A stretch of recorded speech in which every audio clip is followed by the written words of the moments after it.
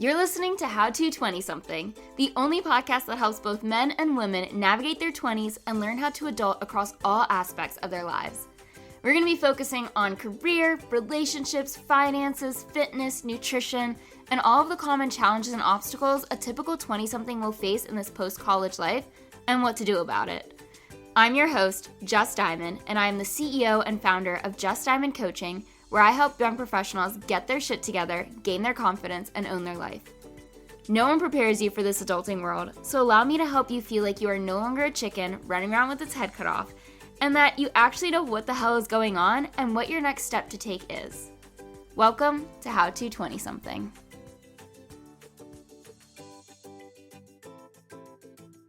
Before we get into today's episode, I do want to give a little public service announcement. If you listened to last week's episode, you heard me say it then, you're going to hear me say it right now, and you're going to hear me say it one more time next week. And it's that I've changed the title of my workshop that was once Love It or Leave It to From Doubt to Decision. So you're going to hear me reference this workshop during today's episode. And I just want to let you know that it is no longer that title, but it is still the same concept. I am still helping you go from a place of indecisiveness to actually making a choice and what those next steps of taking action and following through looks like. Really think you should join me on this call. It is my very first Zoom call since this podcast has been released, and I'm really excited to get some of my listeners that maybe haven't been to a workshop that I've offered onto a live call with me. It is a wonderful experience. It's interactive, and you're not going to feel like you're getting lectured. So please join me. You'll see the link in the show notes, and I'll let you get back to the show. Hello, everyone, and welcome back to How to 20-something. Today, I will be bringing on my first guest in the history of this podcast. You see, when I first envisioned the creation of How to 20-something 2 years ago, I knew I had a lot of value and expertise to offer. But I also knew that to benefit you all as my listeners, I should bring in other people who can talk on some subjects that I bring up, whether they are another young professional and can touch on a personal experience, or more of an expert in an area of life than I am. Last week, I gave you the coaching version of how to make friends in your 20s, and today I am bringing on Courtney to share some of her story as to how she made friends when moving to a new city right out of college where she didn't really know anyone. And if you want to be a guest on this podcast because you believe you have a story that is relatable to others, or if you have a topic you want me to talk about, or a question you want me to answer on the show, go ahead and head over to the show notes where you can see all the links that you may need. Also, I want to remind you guys that on July 31st at 8 p.m. Eastern, I'll be doing a live free workshop called Love It or Leave It, where I will help you let go of what your brain is telling you and follow what your heart is telling you in regards to a certain decision or situation in your life. Together, we will determine if you should change your current circumstance so that you do love what's going on, or if it's time to leave it. And this can be in regards to anything from location to job to relationships to living quarters and everything in between. And you can sign up using the link in the show notes or go to justdiamondcoaching.com/decision making. Again, it's completely free and on Zoom with a replay being sent out right after in case you can't make it live, but this is your first opportunity to be in a Zoom room live with me and see what working with a coach is like. And now I am so excited to bring on a dear friend of mine, Courtney. I met Courtney through another friend about a month into me living in Charlotte, and it was actually by crashing her birthday celebration.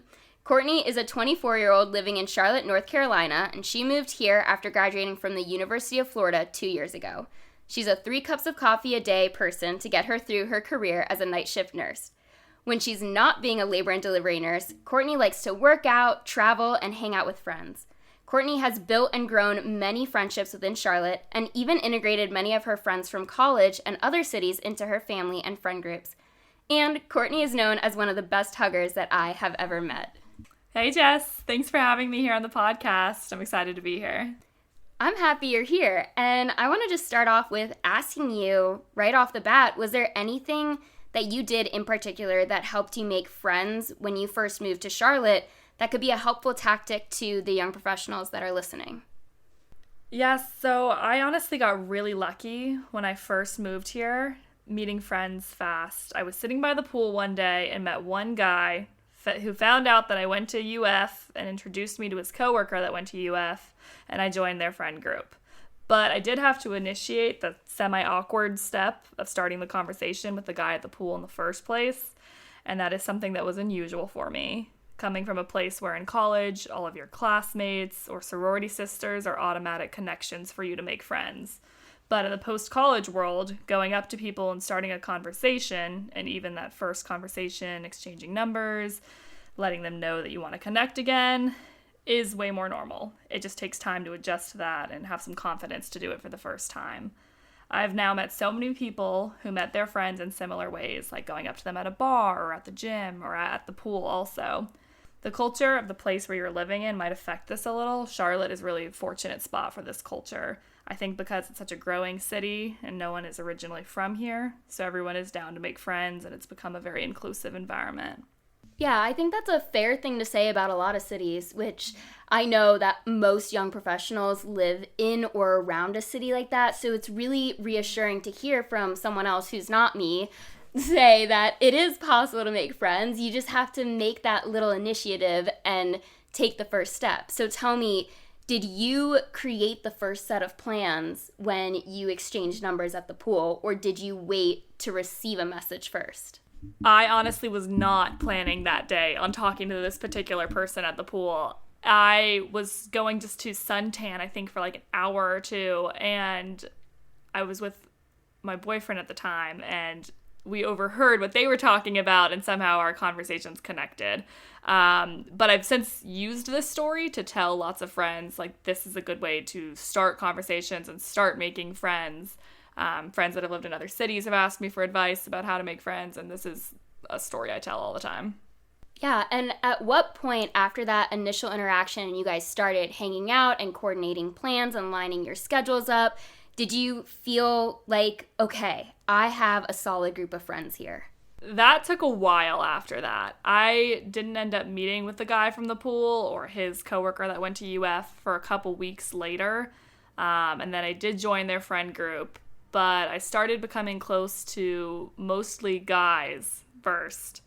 And it wasn't until a girl moved here that also worked with them, that is now my best friend and roommate, that I really felt like I started to have people that I was super close to. I think that just comes with time, and after seeing people for a couple of months continuously, you start to build that, like, these are people I could just call spontaneously and talk to. And I needed girlfriends too before I fully had that with the friend group. So it definitely took a couple of months. I love that you said it took some time. Like, this is not, friends don't happen overnight. It's not like how I said in last week's episode, it's not like kindergarten anymore. We don't just snap our fingers and our immediate best friends. Is like, you have to make the extra effort because you're no longer seeing each other every single day or multiple times a week unless it's by coincidence, or you're, on the other hand, would be you actively making plans to go see them, and that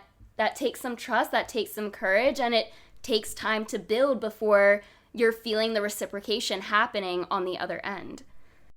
Okay, moving to the next question I want to ask you. How important would you say it is to make friends in this phase of your life compared to previous ones? Oh, insanely important. I can't emphasize that enough. There are a lot of mental adjustments with a new stage in life, and just moving to a new place is one. Even if you've already been out of college for a few years, but if you go to a new city, that's an adjustment too. And you need to connect with people and find those that have common experiences. So you get those friends that you can vent about your day and your job and how hard it is to move, and you can collectively try and find new people or join new activities, and you start making memories with them. We're social people or social creatures. You gotta have those connections. Exactly. You, as humans, you can't just hide out in your room or your apartment for the rest of forever. You'll go insane, and I think we all experienced some form of that during 2020 and realized how inefficient it was and how it affected our mental health just by being cooped up by ourselves. And it's good to be alone sometimes, but not all the time. You need those friends. You need the people you can talk to that are outside of, like, your mom, if you have a really good relationship with your mom, or your sister, or a best friend from your childhood. Is like, those relationships are important too, but they don't know this version of you in this city and who you are now. They know everything about you in your past, but it's a very different timeline. Were there any similarities or differences that you can reflect on from making friends in college or even in high school to making friends in this like quote unquote real world?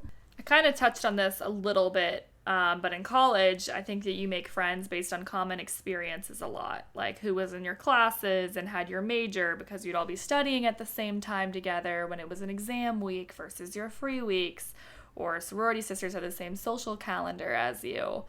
But now it's people that are all doing different agendas. You have people with a variety of careers, a variety of ages. Post-college, you have to make more of an effort to find friends, I think. Unless you get really lucky by having a bunch of coworkers that also end up being your super fun friend group, and then you might be on a really similar schedule with them.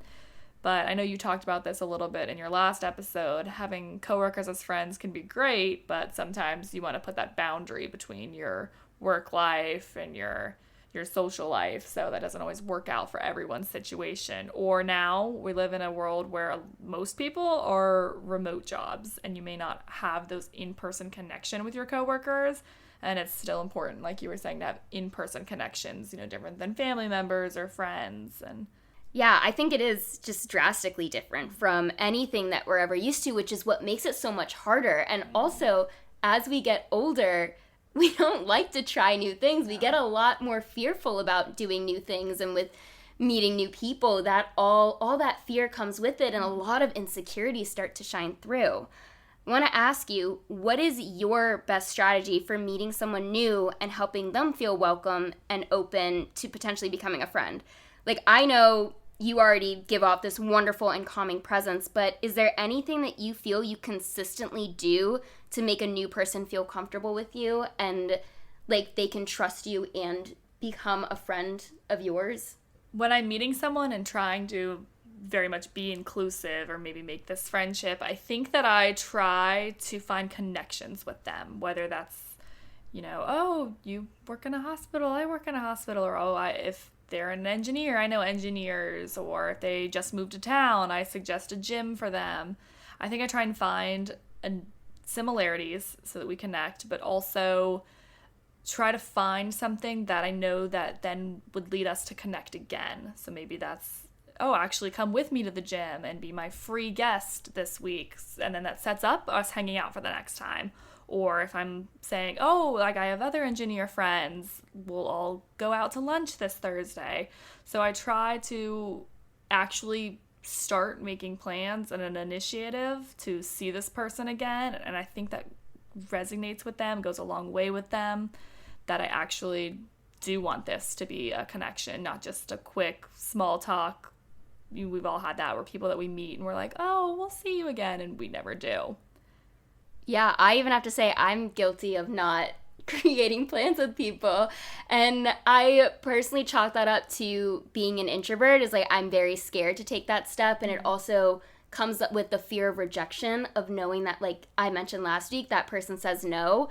You just have to keep trying. Like, I take my own advice a lot of times of the things that I try and tell you or what I tell my clients, and it does pay off. And you do need to remember, you want to create definitive plans. It's not just, I'll see you around, because at the end of the day, you will see them around if you live in the same area, but you're not actually coordinating a time to hang out with each other and to get to know one another better and establish this friendship.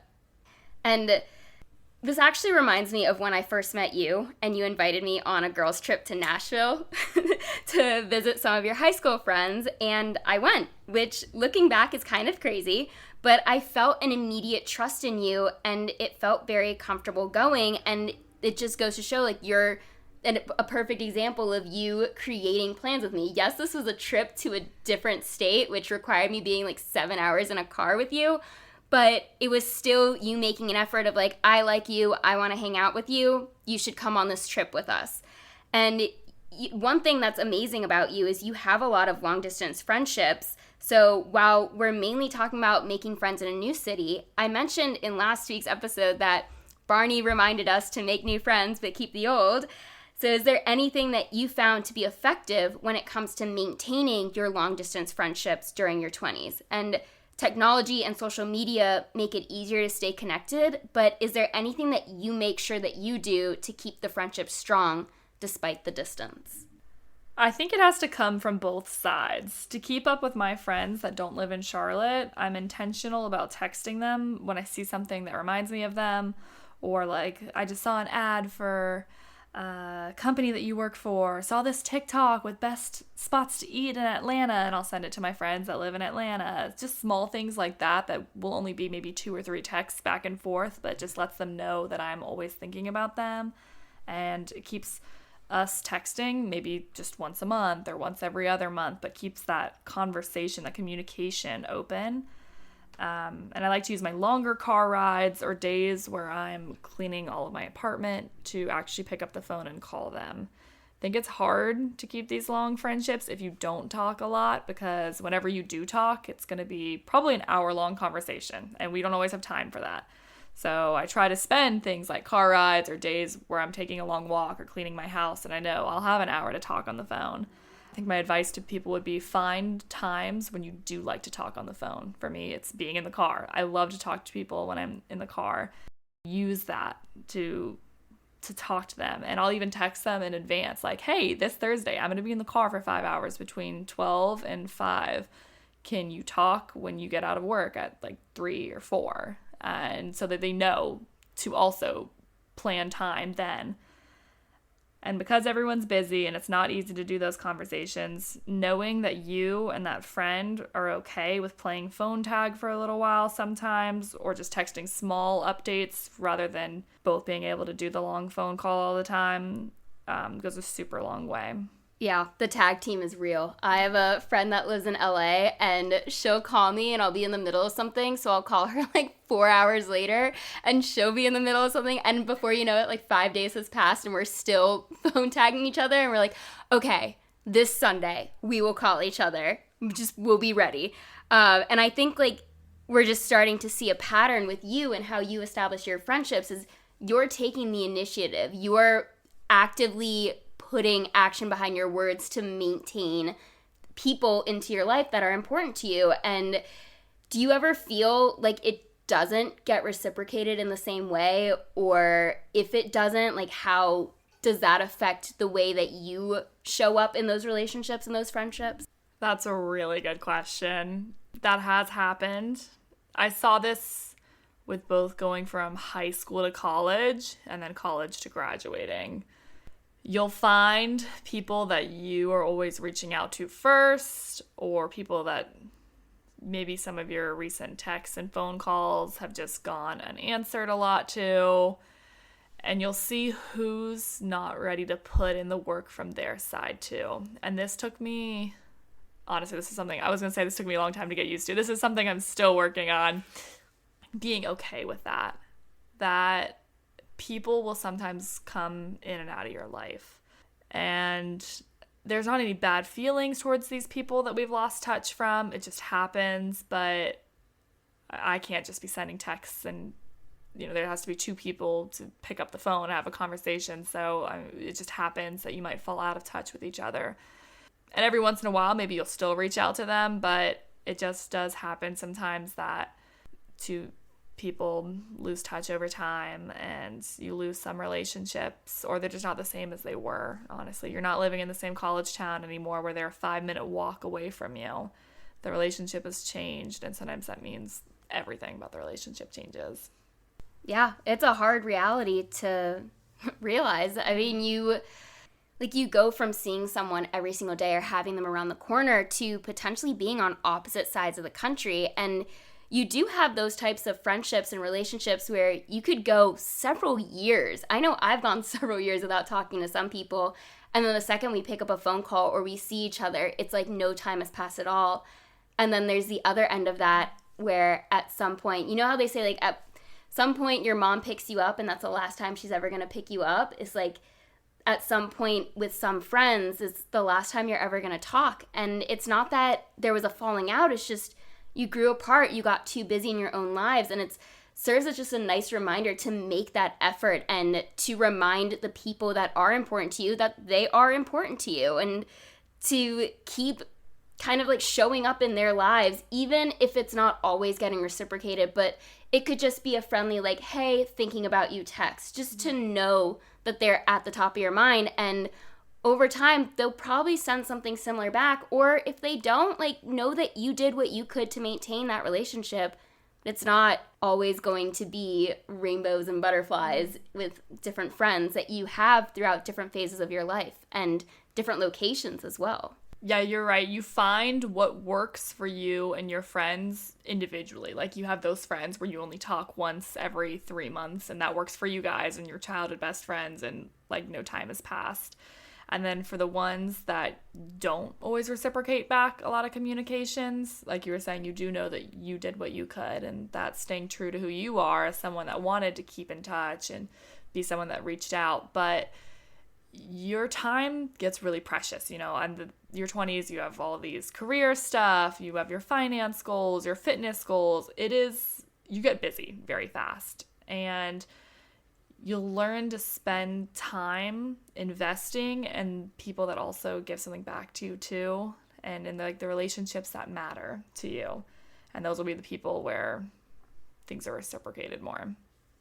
Yeah, something that I've done in the past, or I usually have clients do this, is to send an appreciation message to a friend in their life. Just, you're going to feel good sending that message to them. They're going to feel good receiving that message, and will probably send you something nice back. And it's just a way to feel connected without having to take a lot of extra time out of your day for a full phone call. But it is playing a part in that thinking of you text, and it's just acknowledging all the things that you appreciate about this person and the value that they hold in your life. And I want to ask, are there any qualities or characteristics that you look for when you're meeting someone new? I know I'm big on people's energies, and if I don't like the vibe that someone is putting off, which I know kind of sounds woo-woo, but I think we all know what I'm talking about with that. Basically, if I don't like the vibe of someone, I rule them out as a friend really quickly. There's no redeeming. It's like, I don't like your energy, I don't like what you're putting out, and I don't want that a part of my life. So what do you look for when you're meeting, like, what do you look for in someone new that comes into your life?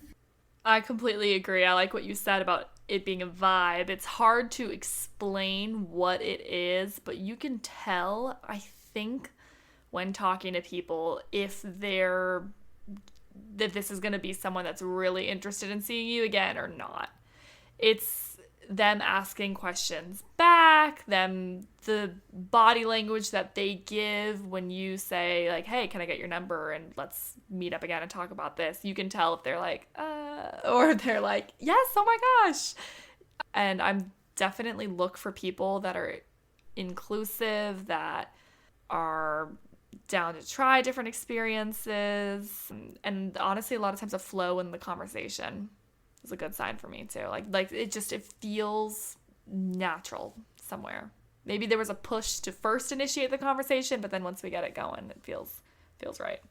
Yeah, I feel like in that same sense that making friendships and being in the dating world are very similar in terms of your comfort level of someone, or like ease of being yourself without feeling like you have to dim some part of you, is like knowing you're being fully accepted so that you can be your true authentic self and show up in the ways that you know you can with certain people, and you know something's off when it's not coming across the same way with someone new that's not giving that very welcoming vibe. On that note, in terms of vulnerability, what role would you say that plays in developing meaningful friendships during your 20s? How comfortable are you with opening up to new people, and how do you feel new people are comfortable with opening up to you as well? I think vulnerability plays a very big role. You have to put yourself out there, and it's awkward when you first go up to friends sometimes and you've never done it, or even if you have done it, it still can sometimes be weird, and that makes you vulnerable, but it also makes you real. It makes it genuine, and I think people pick up on that. People can tell if you're being more fake, if you have a speech lined up before, or if you just see where things go. And if you reveal a couple personal details about yourself that like can lead to a connection, you'll find if you really could connect with them more. I feel like people can pick up very well on if you're being genuine or not. And you want to put out who you are when you're meeting someone, because if you actually want to be friends with that person, that's who they're going to see all the time, is really you. And I think this is something that's also different from college to now, because I think in college, when you're in, for example, again, a sorority, you want to fit into what that is, because those are the small amount of people that you're supposed to be friends with. Whereas now you can find infinite number of friends if you wanted to try to do that. And so you got to put out who you are and be vulnerable, but those are the connections that you want. And you won't find that with everyone, but you got to do that in order to find the people that you're going to want to be friends with. I think the concept of just be yourself is so obvious, but it's something we constantly forget to do. Like, we're trying to fit the mold that we think the other person is thinking they need as a friend, rather than accepting who we are and showing up in that way. And if the other person doesn't like that version of you, then good riddance. You don't need that kind of friend in your life anyways. I want to move on to another question and really just ask you, what was something that you struggled with when it came to developing new friendships and relationships after graduating and moving to this post-college world? I think it's hard to start over somewhere completely new. I had never been to this city when I accepted my job here, and I was living in Florida for 4 years before. And I was 18 when I moved to Florida, so I was 22 in this new city, and I was kind of a different person and also didn't know anyone. And so I tried to build connections with people, but I knew like nothing about them. They knew nothing about me, and it just, again, takes time to learn all the little details. You know, I could tell them surface things like, oh, this is my career now, this is where I went to school, and that did help me build some connections with people that also went to the University of Florida or were in healthcare. But it takes a lot of time hanging out with someone to get into more personal background stuff, dating history, friendship dynamics, your values, your goals for the next couple years. Those kind of things just come from time. I think you could set it as a priority earlier on if you wanted to, like if you knew you want friends with better financial goals than maybe your past friends. I think you could try to aim for that more, but I didn't know what I was looking for, so I think I was very scattered when I was first making friends, but I'm still figuring out sometimes. At what point did it click for you to be like, okay, I need to make plans, I need to take the initiative, I need to be the friend first, rather than wait for someone to ask me to be the friend?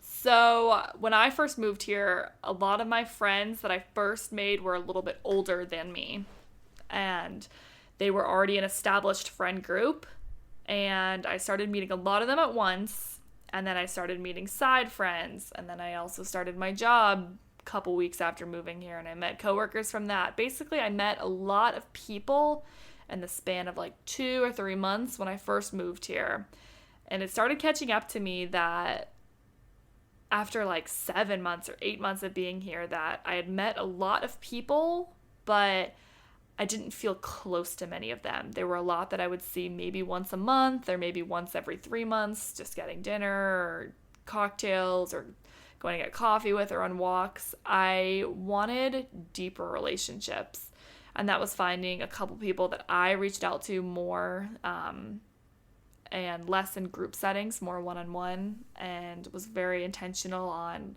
I'm going to have a deeper relationship with these couple of people. I can't just have 50 friends that I know on a very surface level. Honestly, I wanted, I don't know an exact number, but less friends, but that I saw more often and that I had a deeper connection with. So quality over quantity. You don't want like 100 surface level friendships. That means nothing at the end of the day. You want 5 really deep connected people that you can go to or turn to for anything, and like for any mental breakdown or for any relationship stress or financial, like someone that knows the ins and out of you, but like you can count on one hand how many people that is in your life. What is something that you would do differently to make friends if you were to move to a new city? Like if you could talk to your past self or even your future self if you want to move cities, what would be a piece of advice that you would give her? Kind of similar to what we were just talking about. I think I would give past Courtney or future Courtney the advice to not feel like you need to meet everyone. I know we've been talking entirely about how to make friends with this podcast, but it's also okay sometimes to meet a couple of people and really want to invest in those relationships. But then it's a balance. You can't fully close yourself off from any other potential connection you might make along the way. Like now, the friends that I have made every once in a while still be like, hey, I met this other person at the gym, and then I'll want to try to get to know them. And I am still currently making friends, and some of them have become pretty close friends. And I'm not closing myself off to that because you never know what that relationship will be either. But this is kind of going back to the last question. I had one particular breakdown less than a year after I first moved here on my current roommate's couch about how overwhelmed I was. And I was always constantly busy doing all these social things, but I felt not fulfilled somewhere. And talking to her was my first really deep talk, I think, and now she's my best friend. But I need to feel like what's fueling me too and giving me energy, not just spreading myself too thin in a bunch of different directions. It's finding a balance, and I still am always working on that. Yeah, I think it's really important to note that you want to have your deep friendships, but it doesn't mean those are the only deep friendships you're ever going to have. And so you continue to have yourself be open to the possibility of new people and new friendships coming into your life. And it's not to replace someone that's already in your circle, but your circle can grow. We're just saying you want to narrow it down before you rather than expand it out. Like, I know a ton of people in this city. Mm-hmm. I could walk down the rail trail and easily run into 5 people that I know. But it doesn't mean they know anything about me or, like, personally. They know what I do. They know who I am, but they don't know the emotional side. They don't know the drama that's in my life. They don't know my history or my childhood, my upbringing, or the struggles that I've gone through. You know, like, eventually, if they were to binge this podcast, they could probably piece together a lot of things. But it's knowing that I know I have my 5 people that I can come to and have been coming to a lot recently for struggles I've had, rather than continuing to expand my circle for those more surface level things of, like, to just say that I know a lot of people. That, at the end of the day, that doesn't mean a lot. That doesn't weigh enough. Especially, like, as who we are as humans, we need that close-knit friendships and relationships being built. On the topic of drama, how would you say that you handle conflicts or disagreements within your circle of friends in your 20s? Like, I know I recently came to you about a conflict with a mutual friend, and I believe that you were one of the, 4 people that were readily involved, that I informed about the situation, that doesn't let friend politics influence who you choose to hang out with. But is there any insight you can give as to how you can remain a neutral ground or navigate these types of situations when there's conflicts with the people that you care about, even though it doesn't involve you, it's just surrounding you? Yes, we did talk about conflicts within friend groups recently. There's a thin line between being there for my friend that's upset and then talking bad behind the back of the other friend that the conflict is with. So in these situations, I try to be there for my upset friend that has come to me and listen, because I think the majority of the time they come to me to keep me in the loop or to vent about what they need to talk about for therapeutic benefits, but they're not necessarily looking for advice. And I'll try to ask follow-up questions like, what are you looking for next? Are you looking for a break from this person? Are you looking for some distraction? Like, do we need to get out the wine and the rom-coms? Do you actually want advice about what to do? and how to make this conflict better. But I try to keep the conversation revolving around how the friend in front of me feels and what they want to do next, rather than feeding into like, whoa, they did that, or yeah, that's messed up, and add negative comments about the other friend that we're talking about, because then it becomes me also adding in points and talking bad about this friend behind their back. So I try not to direct it in that direction, but there is a very thin line, and conflicts within friend groups are just messy. I will say this is something that I'm actively working on and have not perfected at all. Honestly, I would say that's exactly how you handled my conflict, and I was more so coming to you to keep you in the loop rather than, because I also didn't want to be the person to talk shit about someone else knowing that you share a really close relationship with them. And I think that takes a level of maturity and some foresight to think about of like, how do I also want to appear in this, like in my friends' eyes? Like, do I want them to be able to feel like they could talk to me about things and I won't go talk about them badly behind their back? And I think like that's a very beautiful way to do it, of like, what does this friend need in this moment, rather than feeding into all of their complaints or the drama or frustrations that they are coming to you with. And it's like, hey, I can give you a hug, I can give you advice on the situation if that's what you're asking for, or I could ask you what your next steps are. Like, what are you trying, what is your end game for this relationship? And I know for me, like, you asked me, do you need time to heal or is it completely done? And like, that's just such a beautiful thing to ask someone, rather than being like, oh yeah, like that was so wrong of him, how could he treat you like that? And just like really feeding into it. And then I'd probably end up being more upset because I was full of emotion to even come to you in the first place. So I love the way that you're handling that. And I think that is amazing advice to give to these listeners, to not fuel the fire and to not, even if you're not trying to take sides, to just not take sides. Because once you're egging someone on or like just giving them what they want to hear, you're unconsciously like taking sides. Like, you are siding with that person, and then you just stumble into this, are you a two-faced friend? Because then if you're taking sides with the other person, and then it just creates this disloyalty and break in trust between your friendships. So we want to make sure that we're staying away from that, especially since you're not the one that's involved in the drama in the first place. They're coming to you for that emotional support and that friend support, and to just keep you in the loop of what's going on if you don't already know. Mm-hmm. All right, final question. Looking back, what has been the most valuable lessons or insights that you've gained from your experiences with making friends in your 20s? Just give us some final wrap-up words. I think I would say the most valuable thing with making friends in your 20s is just that you never know what will come of it. Like we were talking earlier, you may only want a couple of really deep connections, but you could walk down the rail trail and know so many more people in this city. It's incredible to meet so many people, and you don't know if maybe their friend or cousin will be a future romantic partner for you, or just a fun date, or maybe they'll have a startup business that you're going to want to join. I know a lot of people in Charlotte are very professionally networking all the time and things like that. So you never know what your connection with someone will lead to. A new experience, a fun memory, someone else that you meet through them. I think just take all experiences as something that you could either learn from or get something unexpected out of, and just have an open mind about it. Yeah, and if you're doing something on a whim, you can always say it's for the plot and just go with it.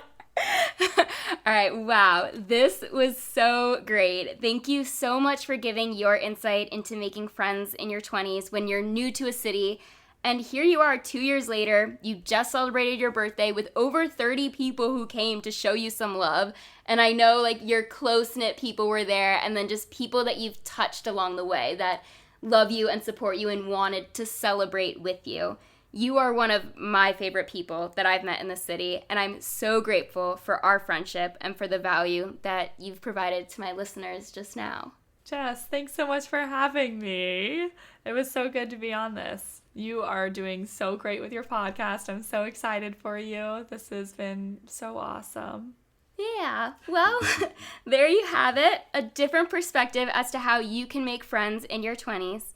If you like what you heard, go ahead and share it with a friend, leave a review, and hit subscribe or follow or rate, whatever you need to do so that you're notified when the next episode drops. And don't forget to register for Love It or Leave It, as it's next Monday. If you are listening to this in real time, as in as soon as this episode comes out, it is next Monday. But this concludes this week's episode of How to 20-something. I hope you apply some of the tactics and thought process from today's episode and start making friends in your own city. And let me know how it goes and if you tried something new. You can always email me at coach.justdiamond@gmail.com. Have a good one, and I'll be in your headphones again next week.